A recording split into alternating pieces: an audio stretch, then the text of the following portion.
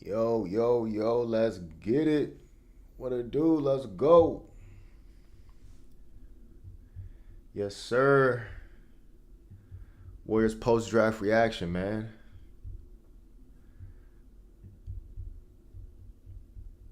Let's get it. Talk to me. Where my folks at? What's going on, everybody? How we feeling about the Warriors draft? How we feeling? I got my thoughts. I'm trying to hear what y'all got to say, though.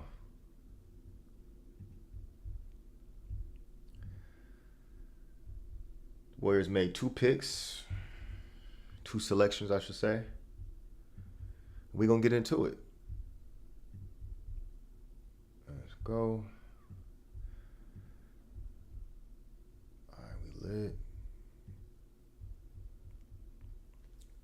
If you in here, man, let me get a roll call. Who up in here? GP2, my guy. What's up, bro? Always showing love, man. Respect. Let me grab something real quick. I'll be right back.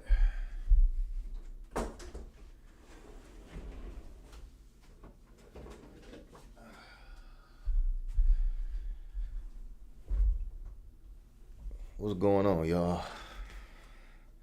Man, I need a sponsor from Celsius, man. I swear I'm giving them free advertising.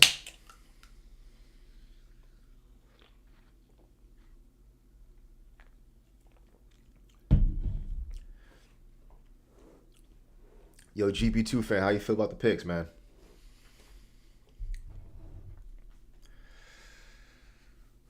Once we get a few more folks in here, we're going to start the show.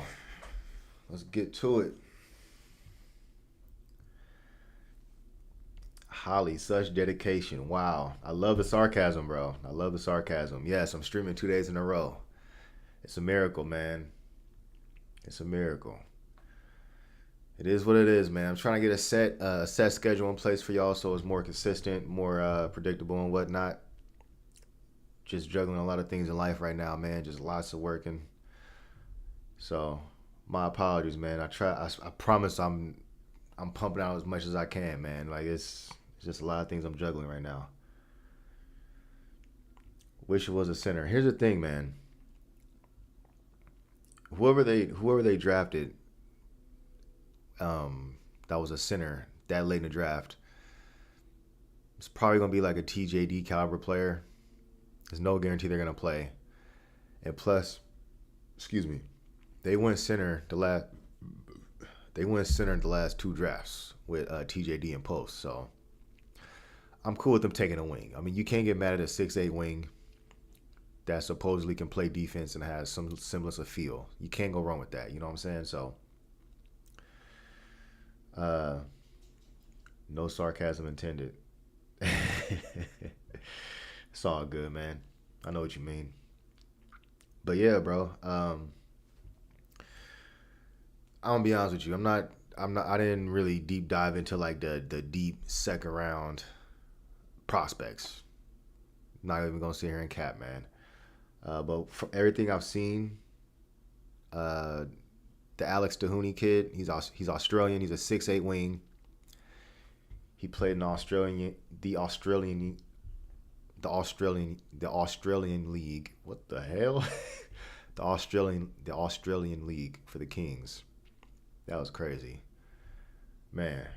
Been a long day for me. Will Richards reminds me of Drew Holiday. That's what Jeffrey Rosario said. That's an interesting one. I don't know about Drew Holiday, but I like the Will Richards pick. He's tough. He's stocky. He already has like a solid build. He's a gamer, man. I wouldn't necessarily consider him like great at anything. Same thing with Toney. Toney, his calling card is his defense. Actually, let's kick it off with this. Let me read y'all some notes from the draft on Toney. Australian wing Alex Toney is a projected late first round or early second round pick. And here's what they got to say about him. Let's see. Oh, that's him talking. Oh, damn. That's the wrong page. I could have sworn I had like a page already queued up, ready to go.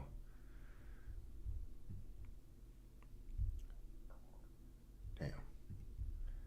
Anyways, we gon' we gonna spin back to that later, man. I had like a specific page I thought I had pulled up. I guess I exited it. But anyways, but yeah, man. Let me get y'all thoughts on Alex Tahuni. If anybody in here scouted Alex Tahuni, props to you. Let's hear those thoughts, man. From everything I can see, so he's a 6'8" wing. He's not that athletic. He's pretty slow. He's not a great shooter. Not a great playmaker. But he's supposedly sound defensively. Team defense, he knows where to be. He just has like that. He's just super solid as a team defender. And, I mean, that's his calling card. He's not really great at anything else right now. So, I mean, look, man, these are late second round picks. You're not about to get like some talented dude that's just like some hit. Like, it's rare to find a hidden gem in a late second round pick. It's possible. You know what I'm saying? It's possible. But you're not going to find like these dudes that are just ultra skilled that can do everything. So, Tahuni, his calling card is going to have to be defense, man. Let's see if he can get on the court just by playing defense. He's a big body. He's a 6'8" body. The Warriors need those size guys. If there's a scenario where they lose Kuminga, they have another body. I mean, obviously he's not replacing Kuminga. I'm not saying that, but if they lose Kuminga, they have very few wings on the roster besides Jimmy Butler. So having another dude that's 6'8", and just in case you lose Kuminga, that's, not a bad thing. Doesn't mean he's going to get on the court. It doesn't mean he's good. He still has to prove he can actually play basketball like at the NBA level, but, we'll see how it goes with him. The Warriors had the 41st pick, and they traded out of it. And they traded that pick to the Phoenix Suns that drafted Kobe Bria, who's like a 6'6" sharpshooter. What did he shoot, like 44% in college? I mean, the Warriors probably could have used that. I mean, you can never have too many 6'6" shooters. But yeah, the Kobe Bria kid looked pretty solid. I wouldn't have been mad at that at all if the Warriors went with that, but I guess they didn't like it. They didn't like the pick, and they traded out of it. They traded back, and they got Tahuni. So we'll see how that goes. I'm actually more excited about Will Richards than I am Tahuni. I think Will Richards, I just think he's more better value for the pick. Better value. He has a 6'4" body, pretty stocky. He plays low defense. I think he led Florida in steals. He shot 36% from 3. Pretty solid dude all around. Let's see. Okay, I got some here. This is for Alex Tahuni. So according to Sam Vecini, he had Tahuni as his 38th ranked prospect. He says Tahuni is a sharp team defender who knows exactly where he needs to be at all times. He has a good frame and wingspan for defense, which helped him get steals and deflections. In a shocking reversal of what the Warriors normally do, he's reportedly great at getting out to defend corner three-point shooters. He also switches and can guard effectively in the post or in the perimeter. Is Tahuni going to be a big scorer? Probably not. But then again, that's not what the Warriors are looking for in a second-round pick. The attributes he has shown on offense might be a little boring, but they've also exactly what the Warriors want in a bench player who's likely to end up on a two-way contract. He moves the ball quickly. He cuts. He's especially good at reversing the ball and making those secondary assists that leads to outside shots. So it sounds like, okay, let me keep reading. His downside, Toney isn't very fast and isn't particularly explosive. He makes quick decisions to shoot or not to shoot, but he only made 30% of his three-point shots last season. If he can knock down catch and shoot threes at an acceptable rate eventually, he can be useful. But he's probably a fourth or fifth option at best. So there you go. That's what Sam Vecini said about Alex Toney. So it sounds like he's going to be kind of like a Guy Santos type of guy. Just like they're drafting him to be a role player.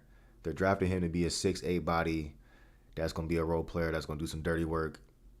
Secondary passing.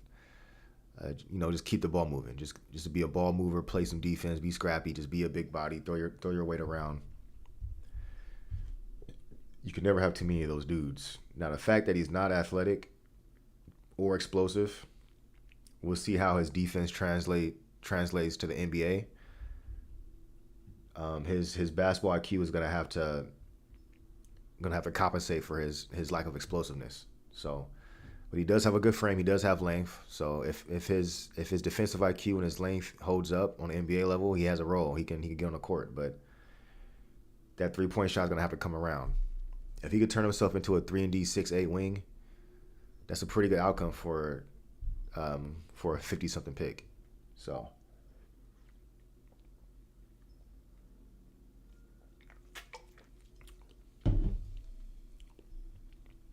King Corey, what's up, bro? You missed the last one, man. What happened?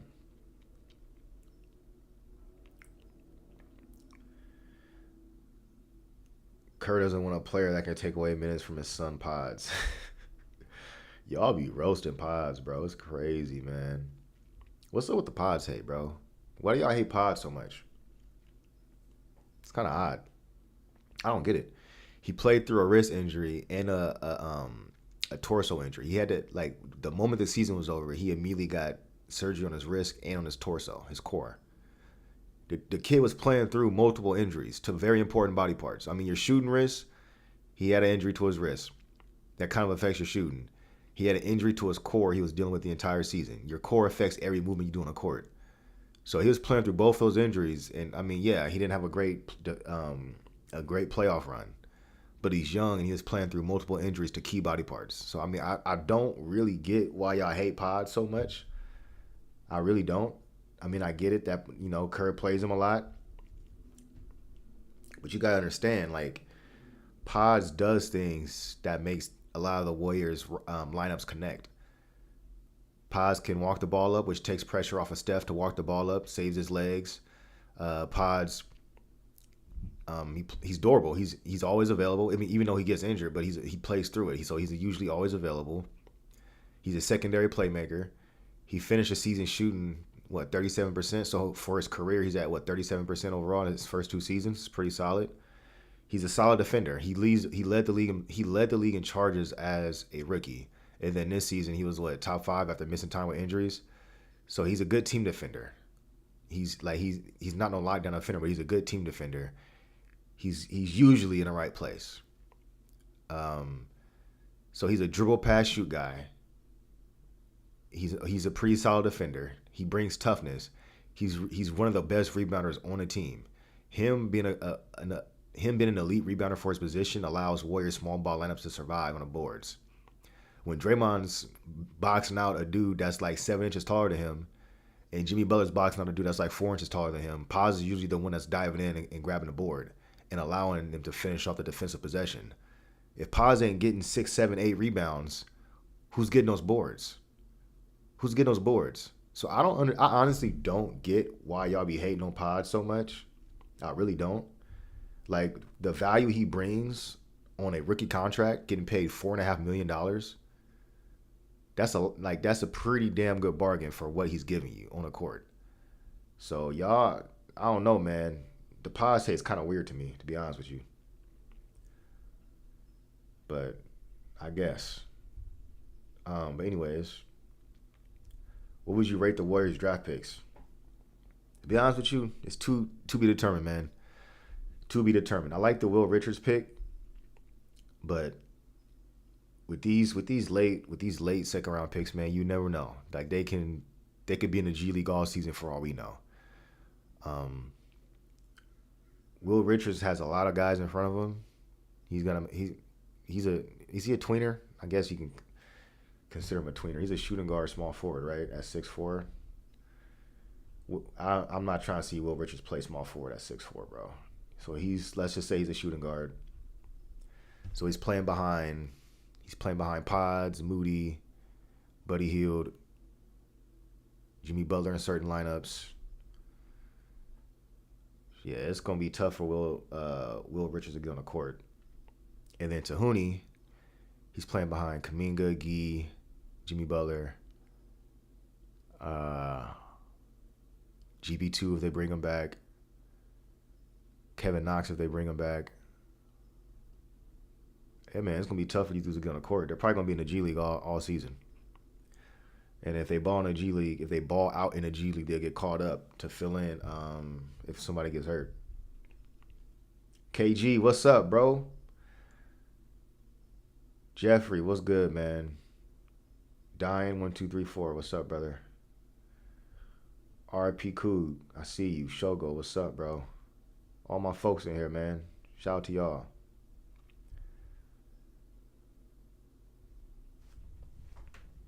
But y'all let me know.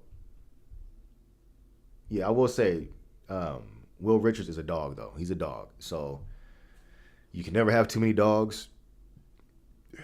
And I like his frame for his size. He's 6'4", but he's built. He's not like a 6'4", like wiry, slim figure dude. Like a lot of these NBA athletes are super, super thin, but crazy athletic.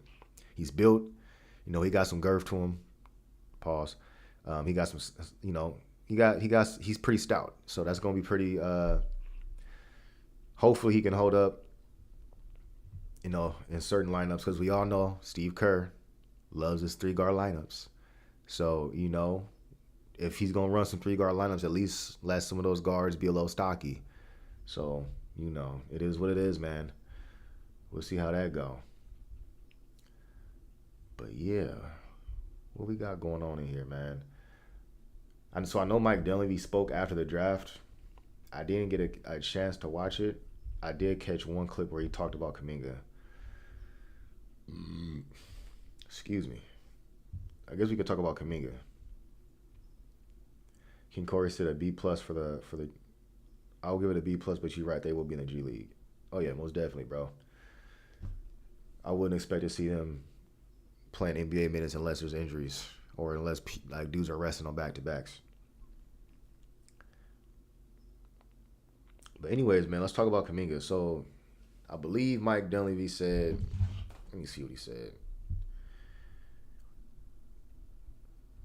Also, one thing I'm disappointed about, I wanted the Warriors to draft Andrew Nembhard's little brother with a two-way. Well, not draft him, but I wanted them to pick him up on a two-way contract.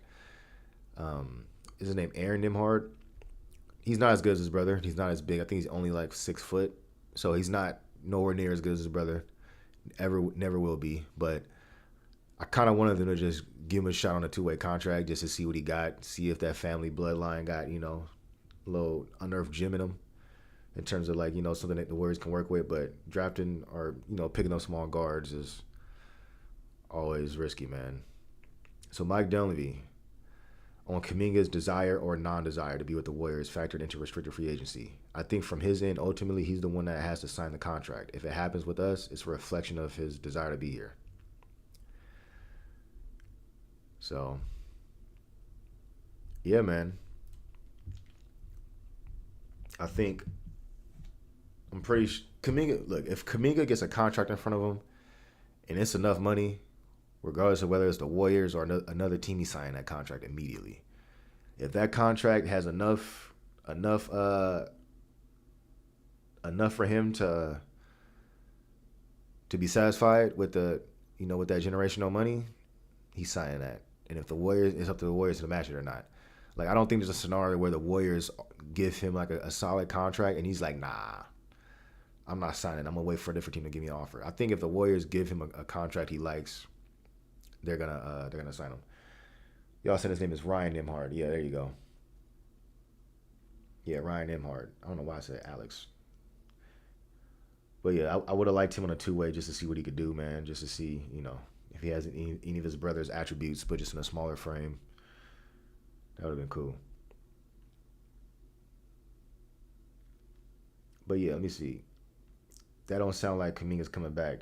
I mean, it does. It's not really up to Kuminga, to be honest with you. The Warriors can match any offer. If Kuminga decides he wants to go play somewhere else and he signs an offer sheet with the Nets, the Warriors could just be like, "All right, we're gonna match that. We'll see you at training camp." He can't do anything about it. So Kuminga doesn't really have a choice. It's up to the Warriors, and I don't see the Warriors. I don't see the Warriors just letting an asset walk out the door, especially a lottery pick. You just can't. That's just you can't let Kuminga walk for nothing, man. They offer him 30 mil. He didn't take it. That's crazy. I mean, at that point, you could blame his agent. His agent is giving Kuminga's agent is giving him some crazy bad advice. You know, I don't blame the player for being delusional and believing in himself to be a max player. But the agent, that's where the agent comes in, and the agent has to be like, all right, bro, look, Jonathan, look, man, 30 million a year is a lot of money. It's pretty fair. We might want to just take that, you know what I'm saying? But you can only assume the agent's like, nah, we're going for the max. Let's get the max. You can get the max. So the agent has to like look at the landscape of how his career's played out to this point, the first 4 seasons, look at his role, look at what he's been able to display, and realize we don't have the leverage to command a max. We don't have the leverage. And it was extremely risky to let it play out and let it play out into restricted free agency because they essentially made the bet that this past season that just ended, they essentially made the bet that in this season, Kuminga is going to be able to prove he's a max player and outperform that contract offer they offered him. It didn't happen. It didn't happen. His minutes were still, I mean, first of all, he got injured and was out like, 30 plus games? That was one of the longest ankle injuries I've ever seen in my life. It was crazy. That had to be like a high ankle sprain, which is like a partial tear in your ankle. But yeah, so he missed a lot of time. It was at a crucial key point in the season. And then the Jimmy Butler trade happened, and then his role got shifted. He got docked in the pecking order, and then he had to readjust. And then Kerr didn't trust him in like key games down the stretch because they're trying to win as many games as possible. And we got Kuminga with his own agendas in game, trying to score, trying to get his contract. It was just a lot of just nonsense going on, man. So he bet on himself, and it didn't work out. So now, I mean, 30 million sounded like a good deal at the time. 30 million sounds really good now. So if they offer that contract again, I think he takes it. I'm pretty sure he takes it because I don't see a team offering the max contract. Like cap space is too valuable these days with these new tax aprons in place. The first and second apron is way too valuable to just throw max contracts around like it's like Oprah. Like you get a max contract, you get a max contract. It's not like it used to be, man. Where the Brooklyn Nets was just nonsense, bro. Just offering Otto Porter a max contract. Remember when Otto Porter was on the Wizards where he got drafted at? And the dude was solid, you know. He's like a solid 3-and-D like small forward. And then the Nets, thirsty Nets, they were just devoid of talent. They were like, "Yo, we'll give you a max contract." They were just so thirsty. They were just like, "Man, fuck it. We ain't got nothing else to do with our salary cap. We'll just give him a max contract." So teams ain't really doing that no more, man. Especially if like the player is like really unproven. Like Kuminga, he's shown flashes of things, you know, but he's still for the most part unproven in terms of a no-brainer max contract young player. So I don't see that max contract coming. If a team offers him 30 million, he better take it. And if he doesn't take it, his agent needs to be fired immediately, bro. Immediately.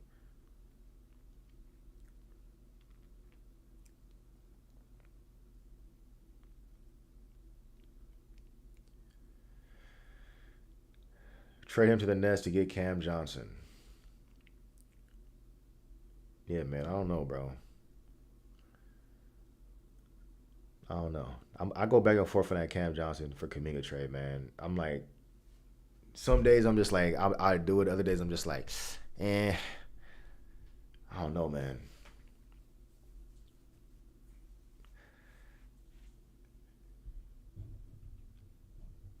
Uh, His agent already needs to be fired. Oh yeah, for sure. His agent should have been fired, but he's not. They're gonna ride this out and get this contract. So we gonna see how that works out, man. But there was a trade I actually forgot to mention my last stream. So the Houston Rockets traded for Kevin Durant. Kevin Durant is now a Houston Rocket, and it was a pretty damn good trade for the Rockets. I came in cap. It was a good trade. All they gave up was Jalen Green and Dillon Brooks, and their 10th overall pick. It's a pretty good trade. They basically turned Jalen Green and Dillon Brooks into Kevin Durant, who was a 27% point per game scorer on 64% true shooting last season. Still a solid defender. You know, he's not quite in his prime anymore.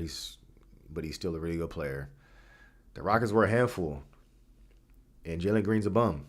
Jalen Green is a bum, and the Rockets are still a handful. So, I mean, obviously, Jimmy Butler getting injured has a lot to do with that. If Jimmy Butler doesn't get injured and compromise the rest of that series, the Warriors dispose of them probably in 5 or 6. If to be honest with you, but the moment Jimmy got injured, the whole trajectory of that series changed. So I think both teams healthy and they run it back, the Warriors win in 5 or 6. But projecting forward now that they basically turned Jalen Green and Dillon Brooks into Kevin Durant.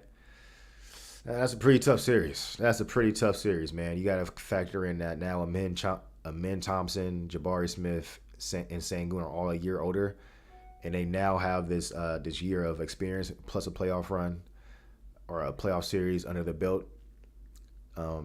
They have that extra chemistry built up now. Now you're adding in Kevin Durant, who's one of the most portable players, stars in the league, NBA history. 6'11" shooter, can shoot from anywhere. One of the best scorers that ever lived. You put him in there. Now they have a tough bucket getter. So that Rockets offense that looked ugly at times, now they got KD who can get a bucket from anywhere on the court, and he has an elite defense behind him. I think the Rockets are going to be a problem, man. The Rockets are going to be a problem for sure. I'm not even going to sit here and lie and say, oh, it's nothing. Nah, the Rockets, that was a good trade for him. KD ain't got no excuses, though. I'll tell you that much. The Rockets were the 2nd seed last season. So if KD doesn't win a championship in Houston, bro, he's getting roasted. He's getting roasted because now, what is this, his 3rd team since leaving the Warriors? He hopped from Golden State to Brooklyn to Phoenix and now to the Houston. KD is getting passed around, man. That's kind of crazy, bro. That's kind of crazy. He's getting passed around, and he still ain't won a chip.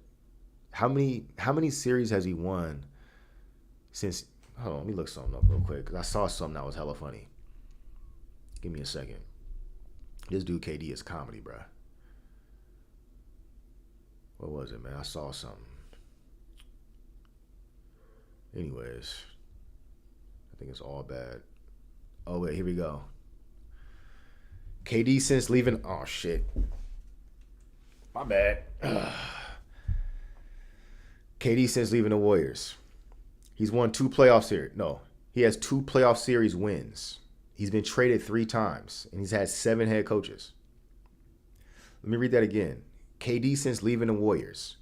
He has 2 playoff series wins. He's been traded 3 times, and he had 7 head coaches. No chips. Hasn't even been in the finals. That's tough, man. That's tough. That boy getting passed around, man. I know for a fact deep down KD regrets leaving the Warriors. He knows it. We know it. Everybody knows it. But he'll never admit that. But he knows he messed up because he allowed his hatred for Steve Kerr, Draymond Green's mouth, and Warriors fans trolling to run him out of town. Those are the 3 biggest factors that got KD up out of here. He couldn't stand the Warriors fans because they were just too critical of him or too whatever. He didn't like Steve Kerr's offensive philosophy, which is ridiculous because under Steve Kerr's philosophy, him and Steph was the most unstoppable duo in NBA history offensively, and he was set up perfectly for success. Steph Curry's getting triple teamed, and KD gets to go 1-on-1 in the finals. getting guarded by old ass Richard Jefferson, and he gets to take all the credit. Steph's getting triple teamed. KD steals all the credit and gets final MVPs. And he had the perfect heist going, the perfect setup to just steal all the credit.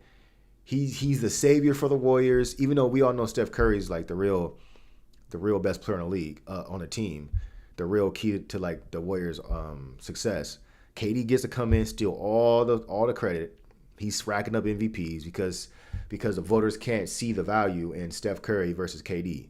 Did KD have better counting stats in those finals? Yeah, he did. But how did he get those better counting stats? One dude's getting double teamed and triple teamed. KD's playing one-on-one against fucking Richard Jefferson. You know what I'm saying? KD's stupid, man. He allowed fans to trick him out of the best possible basketball situation he could have ever dreamed of. He could have ever imagined. Look how many times KD's been passed around since he left the Warriors. He's getting passed around like a blunt, bro. He's getting passed around like a blunt at a college party. It's crazy. And it's no one's fault but himself, bro. He's hopping from team to team, trying to replicate what he had. You ain't gonna never have it as good as you did in Golden State, bro. You ain't gonna never have it as good as you had in Golden State, bro. Like, dude, you were in the finals against the Cavs. The Cavs are literally giving you wide open lanes on a fast break, allowing you to dunk just to run a Steph Curry in a corner because they were so terrified of Steph Curry getting loose. I vividly remember J.R. Smith. J.R. Smith is defending the fast break. KD's coming downhill. KD's got the ball. He's coming downhill off the rebound. Steph Curry sprinted to the left corner. J.R. Smith has a choice to make. He's looking at Steph in one of the corner. He's looking at KD coming right at him. Full speed. J.R. Smith actively says, I'm more worried about Steph Curry taking a wide open three than KD coming in for a wide open dunk and getting basically an automatic 2 points. He's more scared of Steph Curry possibly making a corner three versus, and he would rather just give KD a layup, a guaranteed 2 points. That's the mindset that the Cavs had. Tyronn Lue said it himself. He said after the finals is over. He said the key to the Warriors is slowing down Steph Curry.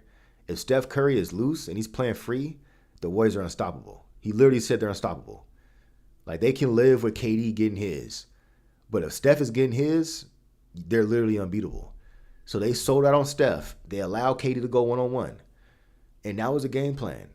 How is KD the more valuable player to the team when the opposing coach is literally saying, no, we got to stop Steph. Because if we don't stop Steph, they're unbeatable. KD was playing one-on-one against Richard Jefferson, bro. Come on, man. Like, I'm not trying to take anything away from Kevin Durant. I appreciate his time in the Bay. He's a 2-time Finals MVP. He's an all-time Warriors great. I know I just went on a little rant, and I got kind of crazy right there. Shout out to KD, his time in the Bay. But, bro, he walked away from the best possible situation he could have ever dreamed of. He just walked away. And now he's getting passed around, bro. It's crazy, man. It's absolutely nonsense. It's crazy. Richard Roque, I appreciate the donation, my man. He said we need Gilbert Guns, Arenas, and Steven Jackson. Oh, man. That's crazy. Yeah, man. Gilbert Arenas, Steven Jackson, man. Can you imagine both of them in the same locker room, bro? That would have been crazy. Oh, man, that's crazy. But anyways, J.R. Smith is hilarious for running the other way. Do y'all remember that? J.R. Smith literally was like, he was trying to make up his mind. He was like, nah, I'm running the Steph. And then KD had like 3 straight wide open dunks on the fast break. Like the Cavs kept getting confused and they were just running Steph. It was crazy, man.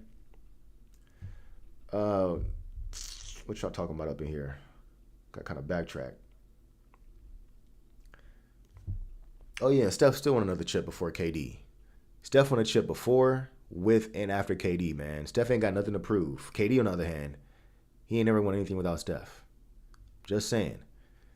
I mean, could y'all imagine the slander Steph would be taking if the roles were reversed? If Steph went to KD's team after smoking a 3-1 lead to him, if Steph went to KD's team rode his team's cocktails, and then after a few years he dips, and now what? 6 years after leaving, he's been traded 3 times. Traded 3 times, only had 2 playoff wins, had 7 different head coaches, and no chips, no finals appearances. Bro, Steph will be getting baptized on the like these announcers, bro. These agenda pushing announcers, or not announcers, but analysts. They would have been destroying Steph, bro. They swore up and down that KD was a better player than Steph. They swore up and down that KD was more valuable to those Warriors teams. If that's the case, hold them to the same standards you would have held Steph to. Why is KD not getting cooked right now for being on his third team since leaving the Warriors?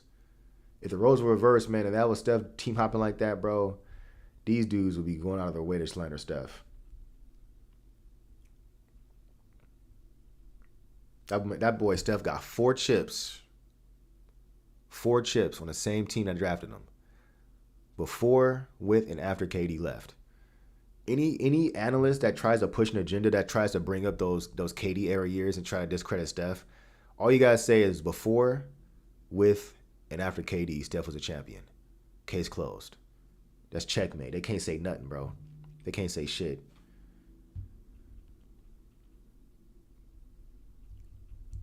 Yeah, KD has been past the second round, bro. But anyway, that's enough of the that's enough of that rant. Let's get back to the main point here. Richard Roque, by the way, thanks again, man. I appreciate you, bro. Thanks for the donation. But yeah, is there any other? Oh yeah, so the Suns also traded. The Suns traded for what's his name? Mark Williams. The Suns traded for Mark Williams. I think they traded 2 first-round picks for him. So yeah, I mean, that's a risky move for them. If Mark Williams is healthy, it's a good trade. But if his knees fall apart, then they got finessed. It's very telling that the Hornets were so like hell bent on getting off of Mark Williams. Like they tried to trade him to the Lakers. The Lakers vetoed it. The Hornets then went to the league and tried to contest. They tried to reverse the Lakers' veto and force the trade to go through. That's how badly they want to get off of Mark Williams. And then the Suns come along and say, we'll give you two first-round picks. And the Suns were like, sold. You can have them. That's very telling. It's very telling. I think they know his body's falling apart, and they were just trying to get anything they could for him before they had to pay him a big contract. Because Mark Williams does put up like some pretty solid box score numbers. So they were like, damn, dude, like we're gonna be stuck with this dude if we don't get rid of him. So they finessed the Suns probably, and the Suns gotta deal with that. The NBA is getting more versatile, faster, stronger, bigger, more athletic, more muscle, better shooting and defense. Yeah, man. Just sports medicine, it improves. I mean, every like 5-10 years, sports medicine just takes just improvements. What comes with technological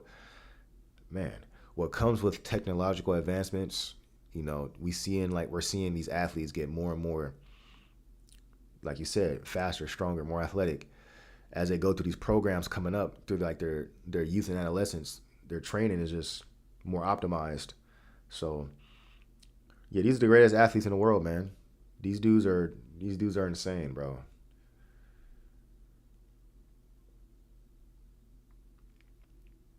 The only person on the Warriors that deserve what they are getting paid is Steph. I wish we could edit contracts in the offseason. Yeah, man, I disagree with that. Well, I agree with you saying Steph is probably the only one that deserves his contract, but I don't agree with wish we can edit players' contracts. They signed a contract, they got what they earned. If a team decided they were worth that contract when they signed him, hey, they put pen to paper.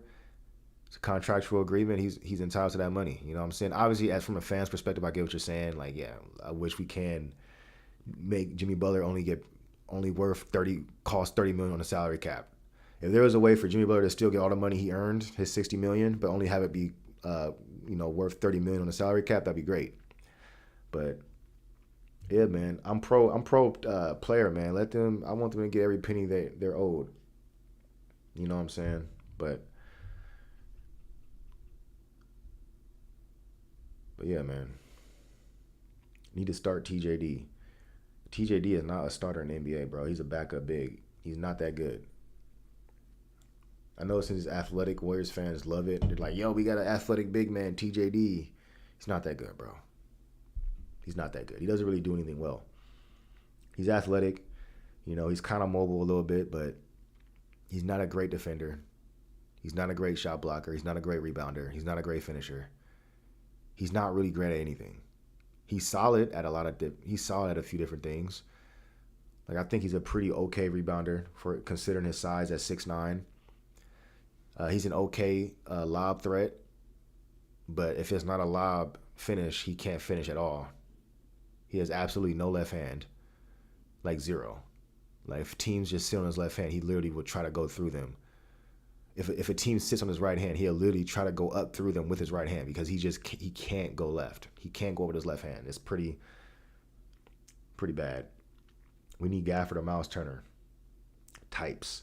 I was gonna say because they're both Gafford already re-signed with the Mavs and Miles Turner is reportedly about to re-sign with the Pacers right now. Here's the thing, sidecar. Those archetypes would be great, but the Warriors can't afford them.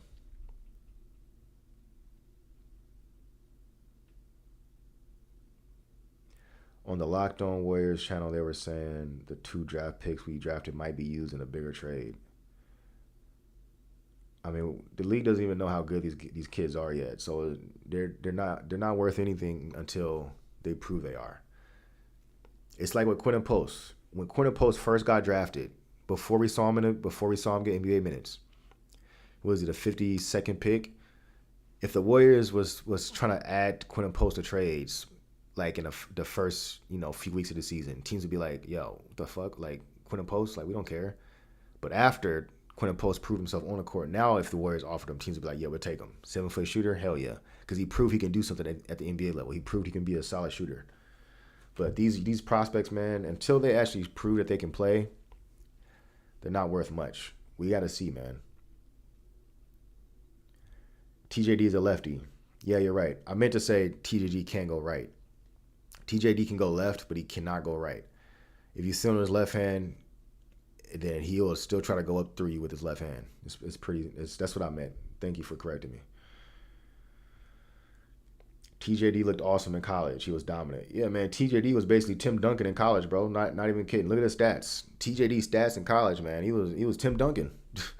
But that just goes to show how different college is to the NBA. Like, TJD looked insane in college. He was a monster. But in the NBA, I mean, he's just a solid backup big man. He's a second. I would say he's a second stringer. He was a third stringer most of this season. He's a player that teeters between third and second string. He's good enough to stay on the roster, but he might be out of the rotation on certain teams. He might be out of rotation in the playoffs, but he can come in and be an innings eater. He can eat some minutes. He can give you some solid stretches. There will be stretches where he looks really good, and he might be starting caliber for stretches.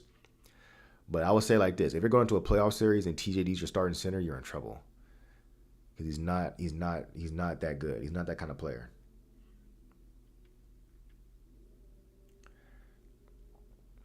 The Warriors should have traded their second picks plus future pick and TJD for Goga. Magic could have gotten the center that the Kings drafted.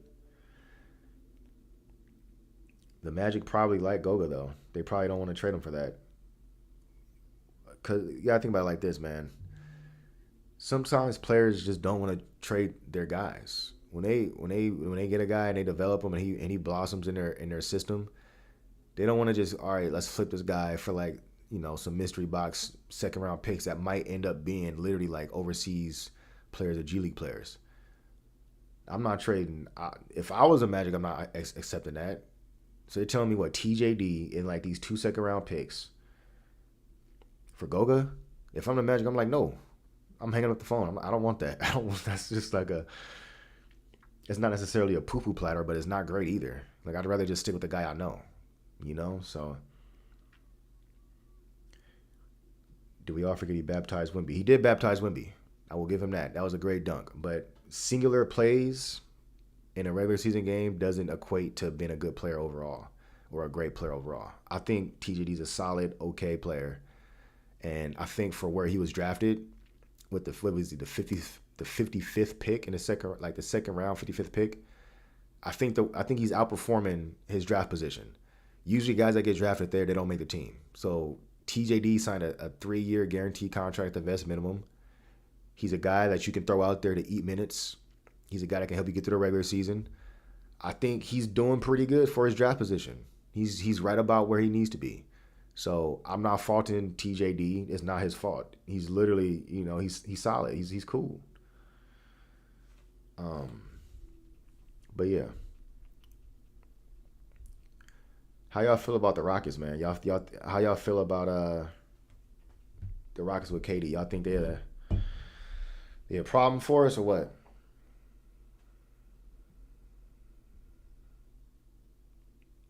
I think okay. So Screecar said if they don't make trades this summer at the center, do you think they start QP and run it? I think they're gonna try to go for a veteran center in free agency. They're gonna try to sign Brook Lopez or Al Horford. And if they don't get none of those dudes, they'll probably just rock with Quinton Post and see if they got to make a trade. See if they have to make a trade at the end season for a center. Y'all gonna be mad if we trade Moody. It depends on what we trade Moody for. It honestly depends. I'm I'm not trying to just throw Moody in trades, but his contract, he makes $13 million. He's the biggest contract the Warriors have to trade outside of Steph, Jimmy, and Draymond, who aren't getting moved. So for any trade for a decent sized contract in a $20 million range, $20+ million range, Moody almost has to be included just to make the contracts match. So it's not that we want to trade Moody, it's just that in order to make a trade, Moody almost has to be included, unless it's a player that's making less.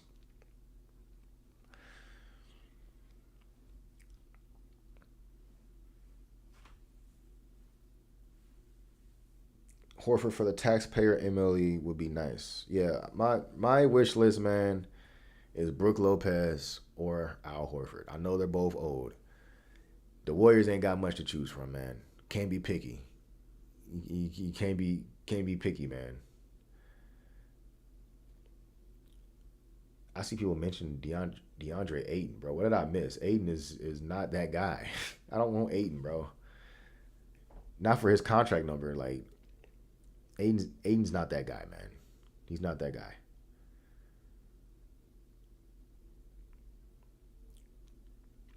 I saw a report that the Magic tried to trade for Kobe White, and they offered um, Cole Anthony, Jonathan Isaac, and like 2 first round picks, and then the Bulls said no. I don't know if that report was accurate. That sounds like cap to me, but I think one thing you could take from this is that there are multiple teams that are interested in Kobe White and want to trade for him, and the Bulls haven't made a trade yet. There hasn't even been a rumor that they're considering a trade yet. So his asking price is high. So you're not going to get Kobe White for Moses Moody. It's not happening. You're probably, like, if the Warriors throw in Kuminga in a sign and trade, the Bulls are going to ask for more. They're going to ask for multiple first-round picks, and that's probably a no-go for the Warriors. So I don't think a Kobe White trade gets done, man, because the way the Bulls value him is just not going to line up with what the Warriors are willing to give up.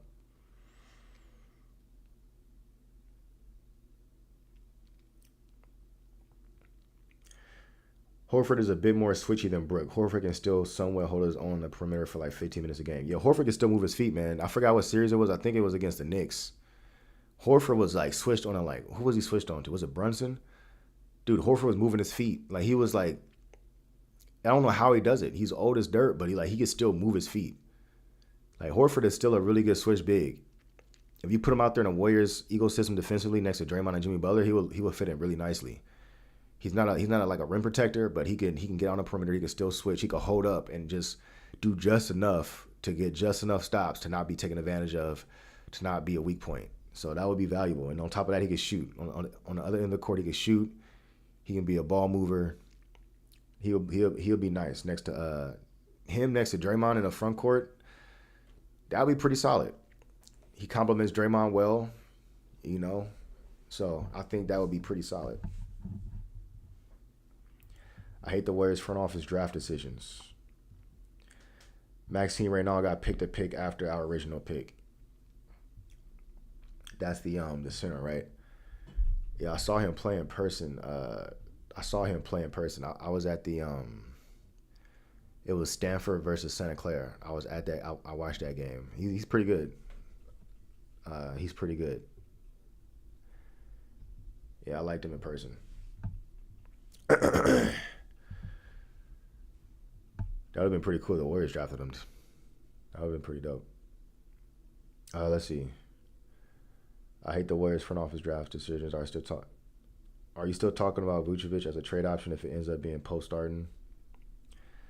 I think I saw a report that the Warriors have cooled on Vucevic, a recent report. So I don't think they're going to trade for Vucevic. I think, yeah, I just think the cost effectiveness because you're trading for him. He's getting paid $20 million. It's just like they have Quentin Post who's going to fill not the same role, but a similar role as a stretch five. I just don't think that they're going to commit that many resources to Vucevic when they got Post.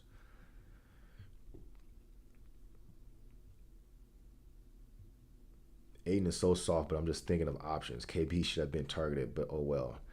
The Celtics weren't going to trade KP to the Warriors. The Celtics were trying to shed salary. They basically traded him to the Hawks with a salary dump. All they took back in return was Georges Niang, who's just like a cheap stretch power forward, stretch big. That's just I think it's an expiring contract. They're not gonna if they trade him to the Warriors, they would have had to take back long term money, which they don't want to do. They were trying to get off that money, so they were never gonna trade Porzingis to the Warriors. The Warriors never had a shot. They were never in a conversation.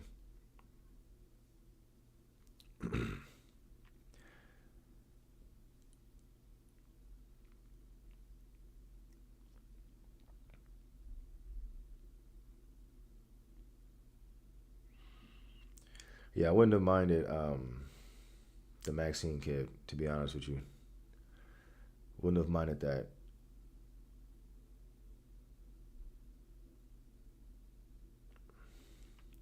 If the Warriors would have drafted uh, the Raynaud kid, I think you gotta let TJD walk. You can't have three straight drafts. You draft TJD, and then Post, and then Raynaud. You gotta at that point you gotta move TJD or something.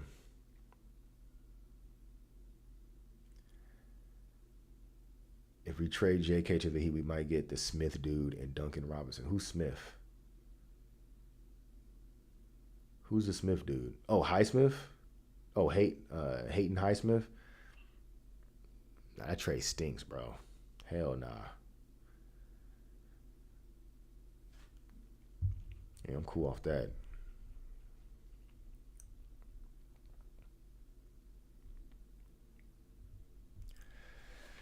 Yeah, Alonzo Ball. Eh, I can't trust a man that had to get a knee transplant, bro. I can't trust a man that had to get a knee transplant, bro. I can't do it, man. I just know them knees gonna give at the worst possible time, bro. Can't trust him. Can't. But he would be a good fit skill set wise, but that man got a knee transplant, bro. I can't do it.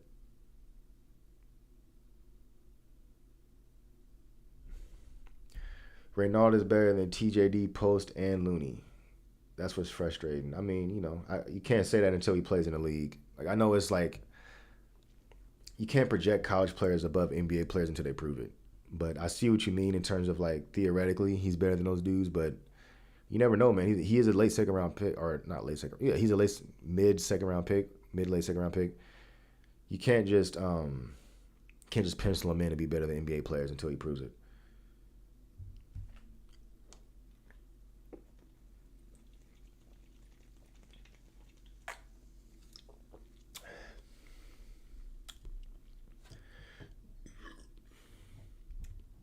Hey man, y'all hit up Celsius and tell them to give me a sponsorship, bro.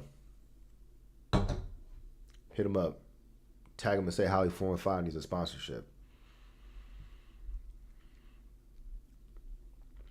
Warriors get zesty cat. Y'all be roasting cat, bro. That's crazy.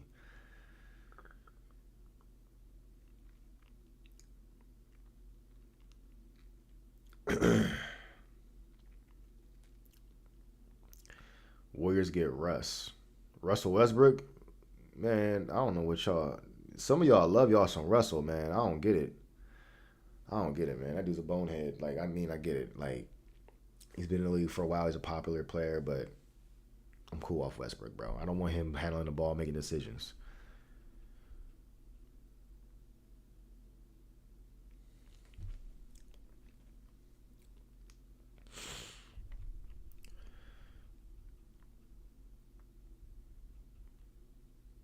But yeah, man.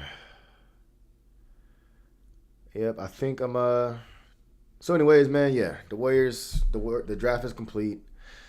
In terms of how I feel about the Warriors draft, it's up in the air, man. It's up in the air. I mean, there were some guys they could have just took with their pick, their original pick at 41. They could have got the Kobe Bria guy who's like a 6'6" sharpshooter. They could have got right now the big man who looks pretty solid. So we just gonna have to see how it plays out. But my initial reaction, don't feel great about it. These kids are gonna have to prove something. But I like Will Richards. I think he's gonna be okay. We'll see how he looks. We'll see how he looks on the NBA court, though. Wiggins reunion for JK. So apparently the Heat got Wiggins on the trading block. The Lakers are trying to get him. I've seen multiple reports that the Lakers want them some Wiggins. They're trying to get Wiggins. And the Heat are actively shopping Wiggins. They're trying to get up off him. They're trying to clear cap space. So I don't know how that's gonna play out. Am I trading Wiggins? Am I trading Kuminga for Wiggins? I'm not sure. It kind of depends on how that trade looks, man. If it's Kuminga and Moody, that's probably a no for me. I don't know how other way that the contracts can work if it's not Kuminga and Moody. So that's probably a no for me. But if there's somehow they could just do like Kuminga and Buddy Hield and something else that's not Moody, I'll consider it.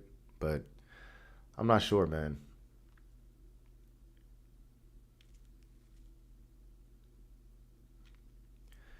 Lucky said, I don't like our draft picks. Yeah, I mean, again, fellas, we're talking about second round picks, man. It's now were there options that's arguably better? Yeah, but we're just gonna have to let it play out.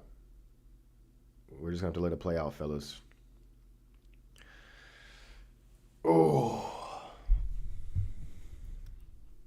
All right, with that being said, I'm about to log off. I appreciate y'all for pulling up on me, man. I'll probably go live again soon. Not sure what day particularly. Probably when like some good enough news drops, I'll go live and discuss it with y'all. But thanks for pulling up on me, man. If y'all enjoyed the video, give me a like before y'all dip out. Just like the video, man. It means a lot. It helps the channel grow. And the more likes I get, the more feedback I get. And, it tells me that y'all like this type of content and I should do more of it. So like the video. That's the best way to support the channel. Anyways,